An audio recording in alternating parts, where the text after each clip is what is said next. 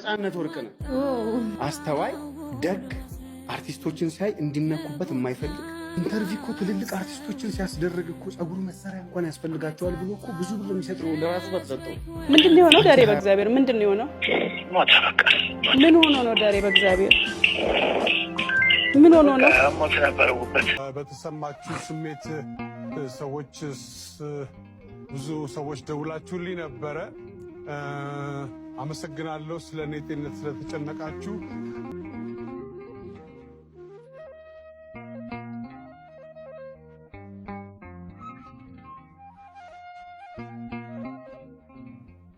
ነፍስ ይማር። የብዙዎቹ ልብ በድንገት ህልፈት የሰበረው ተወዳጁ አርቲስት ነፃነት ወርቅነህ ወይም ነፂ የሞት መንስኤ እና የመጨረሻው ሰዓት ሁኔታ ይፋ ሆነ። አርቲስቱም ዛሬ ጠዋት ከዘወትር ስራ እንቅስቃሴዎች ለመውጣት እየለባበሰ ሳለ ነበረ ከፍተኛ ህመም የተሰማው። ምንጮቹም እንደገለጹት ነፃነት ጠዋት ላይ ወደ ስራ ለመሄዱ ዝግጅት እያደረገ በነበረበት ወቅት ነው ከፍተኛ ህመም የተሰማው። ወዲያውኑ ለጓደኞቹ በመደወል ሁኔታውን ያሳወቀ ሲሆን ጓደኛውም እንደደረሰ በፍጥነት ወደ ኢሲኤምሲ ሆስፒታል አምርተዋል። ሆኖም በመንገድ ላይ ሳሉ ህመሙ እየተባባሰ መምጣቱ ተገልጿል። ይህ ድንገተኛ ሞት የህክምና እርዳታ ማግኘት ከጀመረ በኋላ በሚያሳዝን ሁኔታ በምሳ ሰዓት ገደማ ህይወቱም አልፏል። ፖሊሶቹም በሆስፒታል በመገኘት ሙያዊ ምርመራ ሂደት አከናወነ። አርቲስቱ ነፃነት ወርቅነህ በህይወት ዘመኑ ብዙ ጊዜ ይናገር የነበረው አንድ ጥብቅ ኑዛዜ መሰል ምኞት ነበር።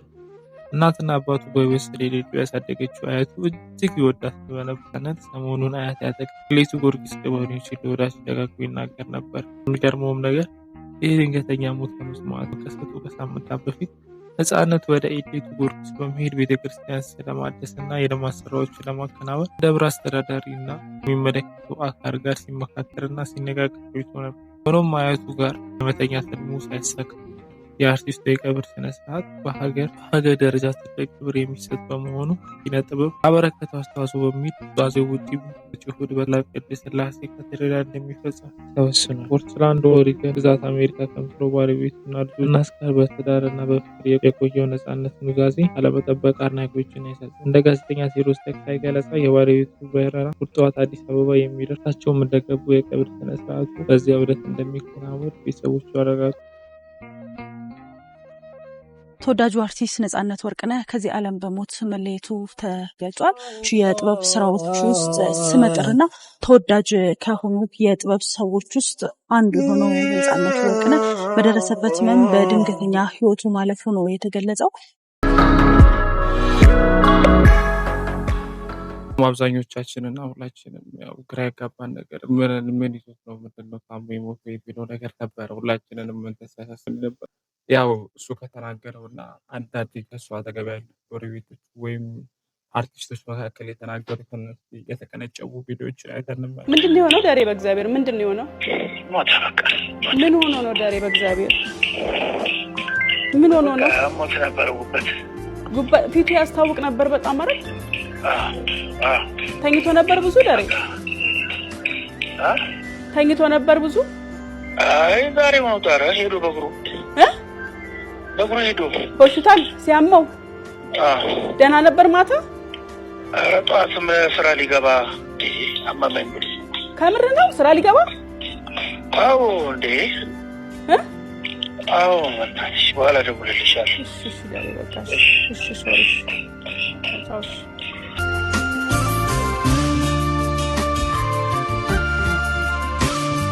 አንዴ እስቲ ይሄን ቪዲዮ አይተን እንመለስ። ከነፃነት ወርቅነህ ጋር በተያያዘ አንድ ቪዲዮ ዩቲዩብ ላይ ሰርቼ በጣም ብዙ ሰዎች እዚህ ቪዲዮ ስር ሜንሽን እያደረጋችሁ ነው። ኦሬዲ ህመሙን እኮ ተናግሯል። ምንድነው ይሄ ህመም እስቲ አብራራልን ብላችሁኛል። ስለዚህ ቪዲዮን አይተን እንመለስና ለሌሎቻችሁም በዚሁ አጋጣሚ ግንዛቤ ማስጨበጫ ሊሆን ይችላል። ያንን ነገር ቼክ ለማድረግ ነው የሄድኩት። ፋት ሰው ውፍረትን ተከትሎ ሊቨር የሚጫን ነገር አለ። ያንን ነገር በመቀነስና እንትን በማለት ማስተካከል አለብኝ ነው። እነዚህ ነገሮች እንግዲህ ከቤተሰብ ሲመጣሉ አንዳንዴ ምናምን ሐኪሞቹ ያው በእንግሊዝኛ ስለሚያወሩ የተቀባኝን የነገርኩት።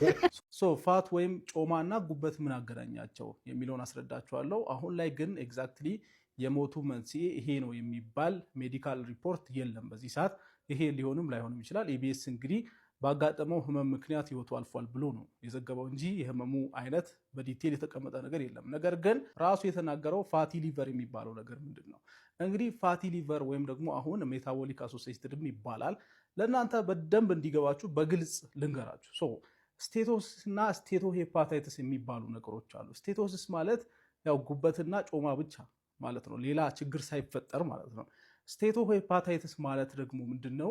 ጮማ አለ እናም ደግሞ የጉበት መቆጣትና የጉበት መጎዳት አለ ማለት ነው ከጮማው ጋር ተያይዞ። ይሄኛው ስቴቶሲስ የሚባለው አብዛኞቻችን ጋር በተለይ ትንሽ ወፈር የምንል ሰዎች ጋር ሄደን አልትራሳውንድ ብንታይ አብዛኞቻችን ጋር ጮማ አለ፣ በተለይ ወፈር የምንል ሰዎች ማለት ነው። ችግሩ ግን የሚፈጠረው ስቴቶሄፓታይተስ ሲሆን ነው። ይሄ ምንድነው?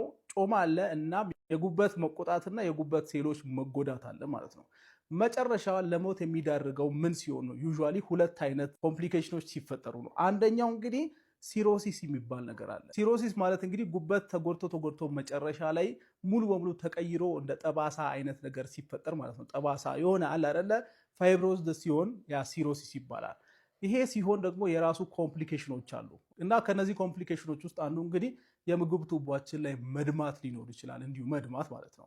ይሄ የሚፈጠረው ፖርታል ሃይፐርቴንሽን የሚባል ነገር ሲፈጠር ነው። ሌላ ደግሞ ጉበት እንደምታውቁት አንደኛ ስራው መርዝ ማስወገድ ነው ከሰውነታችን። ጉበት ፌል ሲያደርግ እንግዲህ እነዛ መርዞች ወደ አእምሯችን ይሄዳሉ፣ ሌላ ሰውነቶቻችንን በጣም ይጎዳሉ እና ለምሳሌ ሄፓቲክ ኢንሰፋሎፓቲ ማለት አእምሮ ሲጎዳ ማለት ነው በጉበት ፌል ማድረግ ምክንያት። ሌላው ደግሞ ሆዳችን ውስጥ ውሃ ሊጠራቀም ይችላል። ይሄ ደግሞ አሳይተስ ይባላል። አንዳንዴ የጉበት በሽታ ያለባቸው ሰዎች እንደ ቦርጭ የሚመስል ነገር ሆዳቸው ዝም ብሎ ሰፍቶ በቃ ቦርጭ ነው ሲሉ ቆዩና ያ ነገር የተጠራቀመው ውሃ ኢንፌክሽን ሲያጋጥመው ሌላም ኮምፕሊኬሽን ሲያጋጥመው እስከ ሞት ድረስ የሚያደርስ ኮምፕሊኬሽን ሊፈጠር ይችላል ማለት ነው። ሌላው ደግሞ የጉበት ካንሰር ይመጣል። በዚህ ምክንያት ሲሮሲስ ከመጣ በኋላ የጉበት ካንሰር ይመጣል። ያው ካንሰር ማለት እንግዲህ ግልጽ ነው፣ ሁላችሁም አንደርስታንድ የምታደርጉት ነገር ነው። በጣም ለሞት የሚዳርግ ነገር ነው ካንሰር። ስለዚህ ምንድነው ማድረግ ያለብን? ወፍራም የሆኑን ሰዎች ካለን ኤክሰርሳይዝ መስራትና ክብደታችንን መቀነስ በጣም ኢምፖርታንት የሆነ ነገር ነው። ሌላው ደግሞ ያው የስኳር በሽታ ካለብንም ደግሞ ያንን ነገር ኮንትሮል ማድረግ ከዚህ በሽታ ለመጠንቀቅ ትክክለኛው ስቴፕ ነው ማለት ነው። ትንሽም ቢሆን ገብቷችኋል ብዬ አስባለሁ። መልካም የስራ ዘመን ነበር ያለው። በአሁኑ ሰዓት የብዙ ኢትዮጵያኖች ምኞት ምነው ይህ የሰማነው ዜና ውሸት በሆነ የሚል ምኞት ነው ያለው። የኔን ጨምሮ የብዙዎቻችን ምኞት ነው ነበረ ብዬ ራሱ መናገር በጣም እየከበደኝ ነው። የብዙዎቻችን ስሜት ነው ብዬ አስባለሁ በአሁኑ ሰዓት እና እውነት እላችኋለሁ አሁን ስልኬን ራሱ ማየት ከብዶኛል። ከ2 ሳምንት በፊት ነበረ ዲሴምበር ወር ውስጥ ወደ ዲሴምበር 20 አካባቢ ነበር የሱን ደስታ ለመካፈል በዚህ ኢቨንት ላይ የተገኘሁትና ቪዲዮውን ገና ኦዲዮ ገብቼ ኤዲት አድርጌ ያልጨረስኩትም ገና ፖስት የሚሆን ቪዲዮ ነበረ። በዛን ወቅትም ነጻነት እዚህ ኢቨንት ላይ ለመገኘትና አምባሳደር ለመሆን ሲመጣ የነበረው ኢነርጂ እንደ ድሮ ነበረ። በጣም ኢነርጂው የሚገርም ነበር። ሁላችንም እያሳቀን ነበረ በጊዜው። እናም ከአልቲማ ሪል ስቴት ጋር የአምባሳደርነት ፊርማውን ሲፈጽም ይህንን ቃል ተናግሮት ነበር። ላሳያችሁ።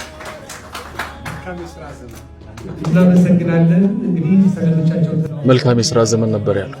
መልካም የስራ ዘመን ግን አልሆነም። ነፂን አተነዋል ዛሬ ማለት ነው እና ለመጀመሪያ ጊዜም ለመጨረሻ ጊዜ በዚህ ወቅት ላይ ያገኘሁትና ዛሬ ቀን እጅግ በጣም ከባድ ነው። ስልኬን በጣም ነው የጠላሁት፣ በጣም ማለት ነው። ያሉትን ቪዲዮዎች ስመለከታቸው በጣም ከባድ። ነፍሱን በአጸደ ገነት ያኖርልን።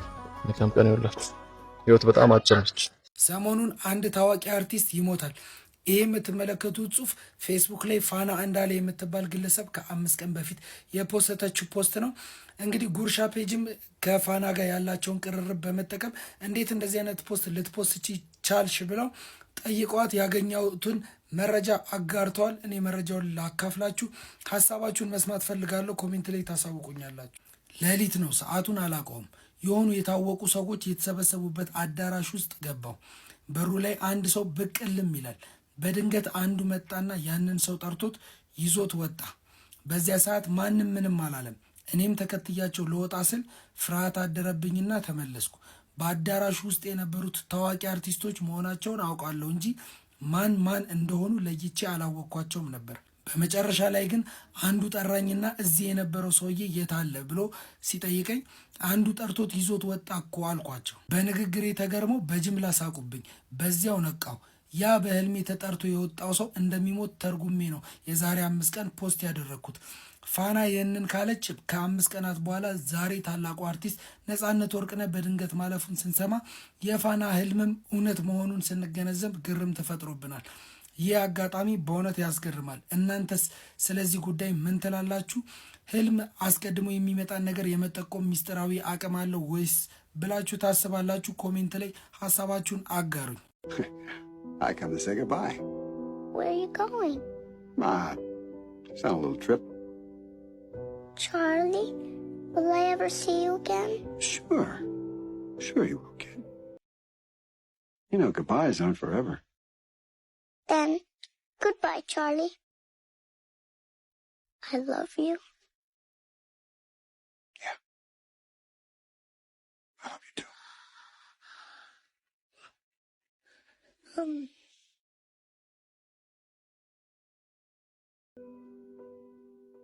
ነጻነት ወርቅነህ ያው ያሳዝናል፣ ይደብራል። በጣም ዘግይተናል። እኔ በበኩሌ ዘግይቻለሁ። ለምን አፈቅርሃለሁ ለማለት ዘግይቻለሁ። እሱን ለማስታወስ ዘግይቻለሁ። እንዴት ነህ ብዬ ለመጠየቅ ዘግይቻለሁ። ሁላችንም እንደዘገየ ነው።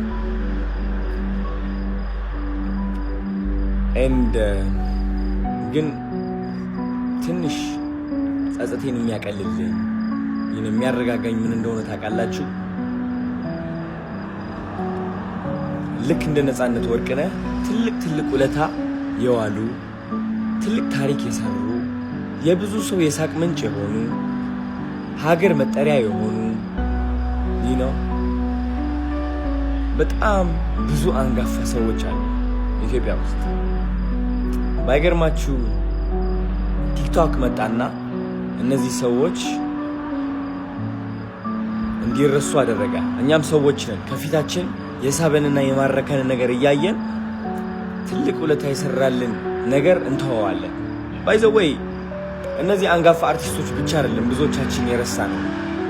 በጣም ትልቅ ነገሮች ያደረጉ ሰዎች ብቻ አይደለም የረሳ ነው።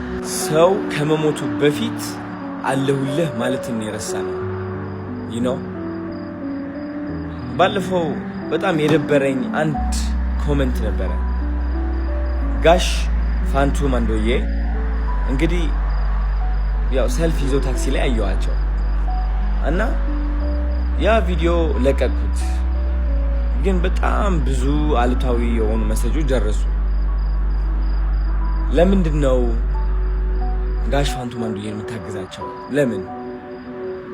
ምን ያደርግላቸዋል? ልጃቸው እኮ አሜሪካ እኮ ነው። አያችሁ፣ እናንተ የመሰላችሁ እቃ መስጠት ነው የታያችሁ። እሱ ነው ኦፍ ኮርስ መኪና ተሰጠ። ቅንጦት ነው የሚመስለው ይህ ሲታይ ደግሞ። ግን ጋይስ ማወቅ ያለባችሁ እየሰጠናቸው ያለው እቃ ሳይሆን ክብርን ነው፣ የሚገባቸውን ደረጃን ነው። ቀን ቢጥላቸው እኛ ግን መክዳት የለብንም እነሱ። ስለዚህ ጋሽ ሰሎሞን መኪና ሳሰጣቸው መኪና ሳይሆን የሰጠኋቸው ተስፋን ነው፣ ሰው አለልኝን ነው፣ ሰው ይወደኛል ነው፣ ሰው አልረሳኝም ነው። ከመኪና በላይ ይህ መንፈሳዊ ጥንካሬ እንሰጣቸዋለን። ሱራፌልም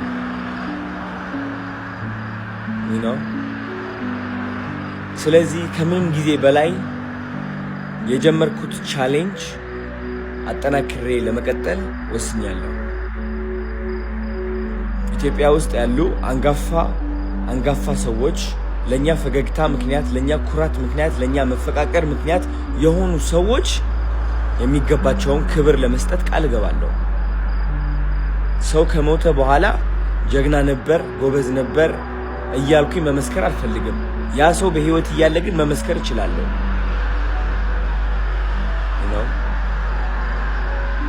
ስለዚህ አንድ ጥያቄ ጠይቃቸዋለሁ። የኢትዮጵያ ካምፓኒዎች፣ ቢዝነሶች በተቻላቸው አቅም ለነጻነት ወርቅነህ ቤተሰቦች ድጋፍ ብታደርጉ ደስ ይለኛል። ድጋፍ ያስፈልጋቸዋል ወይስ አያስፈልጋቸውም የሚለው እርግጠኛ አይደለሁኝም። ማያስፈልግ ከሆነ ችግር የለውም፣ ግዴታ አይደለም። ግን ካስፈለገ ብናደርግ ድጋፍ ደስ ይለኛል። የሚያጠነክራቸው ቢካዝ ይህ ቪዲዮ የነጻነት ወርቅነህ ቪዲዮ አይቼዋለሁ። እሱ ብቻ ነው ያላቸው። ስለዚህ እንቁምላቸው።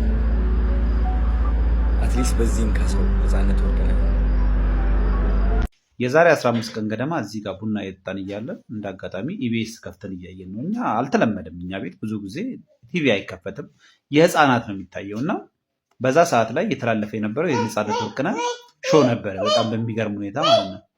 ባለቤቴ አይታው እንዴ ነፃነት እኮ በጣም ተጎድቷል፣ አደጋ ላይ ነው ያለው፣ ምናልባትም ሊሞት ይችላል የሚል ነገር ስትናገር እኔ ሆነ በቃ አንድ ሰው ኖርማል እንዲያለ ሰው ቆሞ የሚሄድ ሰው ስታዩት እንዲህ ሲባል የሆነ ደስ አይደለም እና ምን እንደምታሟርቸው አይነት ስታፍ አልኩኝ ማለት ነው።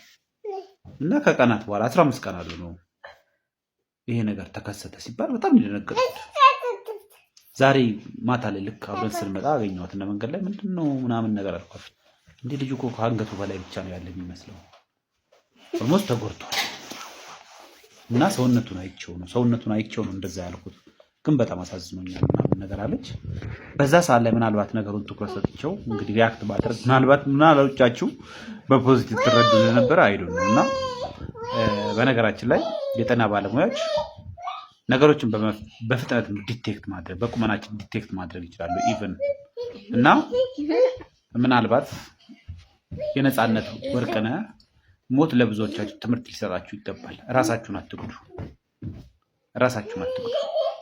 ከምሬ ነው። ዛሬ እንደ መዝናናት እንደ ጨዋታ እየወሰዳችሁት ራሳችሁን እየጎዳችሁ ያላችሁ ሰዎች አሉ። መጠጥ የምትጠጡ ሰዎች ፕሊዝ ራሳችሁን ጠብቁ ለማለት ፈልጋለሁ። ለማንኛውም ለነፃነት ወርቅነህ ቤተሰብ ለልጆቹ መዝናናትን እመኛለሁ። ለወዳጅ ዘመድ መዝናናትን እመኛለሁ። ኢቢኤስ አብራችሁት ለምትሰሩ ጓደኞቹ እውነቱን ለመናገር ዛሬ የሀዘን ቀን ነው ለእናንተና መዝናናትን እመኛለሁ። ስላዳመጣችሁኝ አመሰግናለሁ።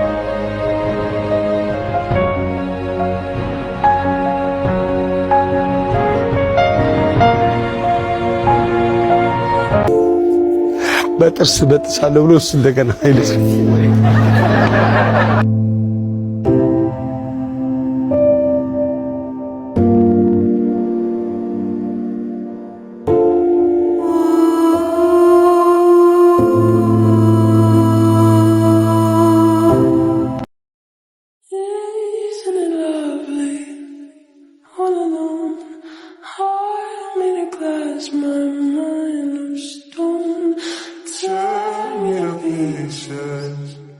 skin up on. Hello, welcome home.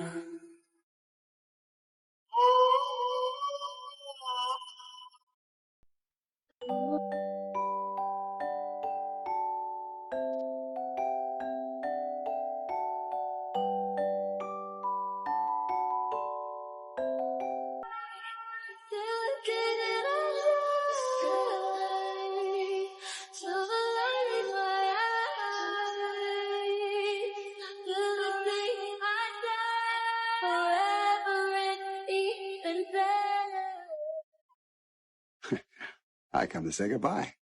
Where are you going? Just on a little trip.